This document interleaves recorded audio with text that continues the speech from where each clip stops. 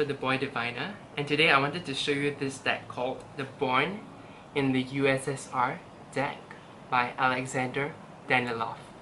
It's a majors only deck, so to be honest, I really wanted to buy his usual tarot deck, and I did, but he does give a discount of 10% if you buy another of his decks, and because I never owned the majors only deck, I thought this was the time to just go for it and get one. So when I received this, I kind of knew how the art would be, and I do like those propaganda posts. So just to quickly read the description. Born in the USSR is a series of major arcana inspired by Soviet propaganda posters of the 20s and the 90s, and the 30s, sorry, 20s and the 30s. It represents the human enthusiasm for the construction of a better future, a future so far away not to leave anything for the present that turns into a nightmare. So there is that kind of optimistic kind of look to this, optimistic yet kind of dark.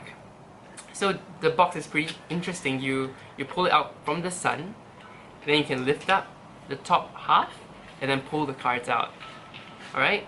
For the majors decks, he currently does give a personally signed card to go with it. And okay, so I really do like the cardstock of this deck.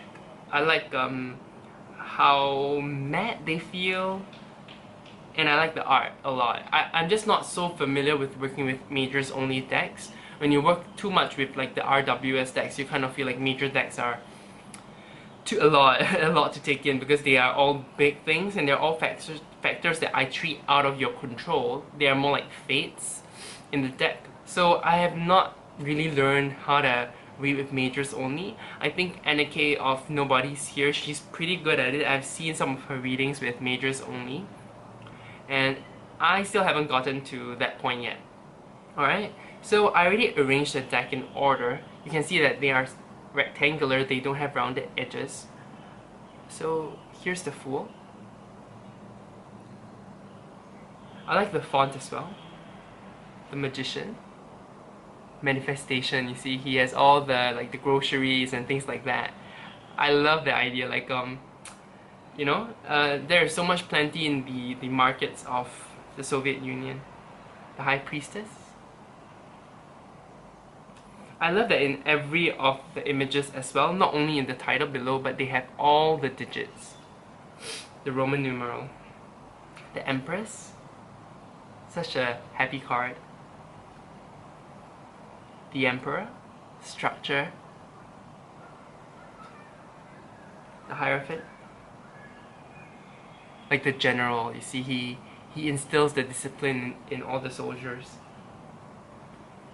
The Lovers, you know, let's do it together, you know, it's that kind of propaganda poster kind of feeling. The Chariot, I love the colors in this one. You see, there's the white and the black, like the sphinxes in the RWS. I really like this one. It's also my birth card, so. The Strength.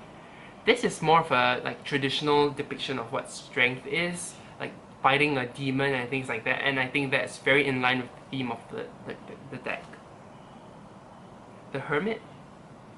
Discovery of Truth. Going Forwards Alone. The Wheel of Fortune. So again, all the mechanical, the themes of becoming more mechanical, robots, you know, trying to improve our lifestyle using technology. Justice. Whether there was really justice, I can't comment because it's not part of my heritage, but this is a beautiful card. The Hanged Man.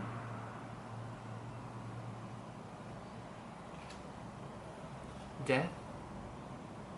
I really like you know, the witch doctors, or I don't know what, I love these masks. I'm just not sure what the term is. Temperance.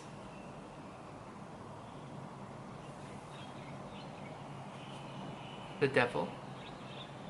So instead of having literal chains over people, the devil is about, you know, watching. It's about surveillance in this deck.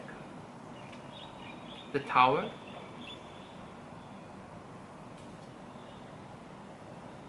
the star. So even looking at a card that traditionally shows hope and things like that in this deck, sometimes looking at it I'm not sure how to interpret it, because it is based on propaganda posters, and it's like propaganda is like manipulative, right? So is it really hope? I sometimes I'm not too sure. This is why even though I was really tempted to get his Fatigue of War, I suggest you check his site out. Fatigue of War is a beautiful piece of art. It's just that I don't know how to read with such images because it seems so multi-layered. His art is multi-layered, right? The moon.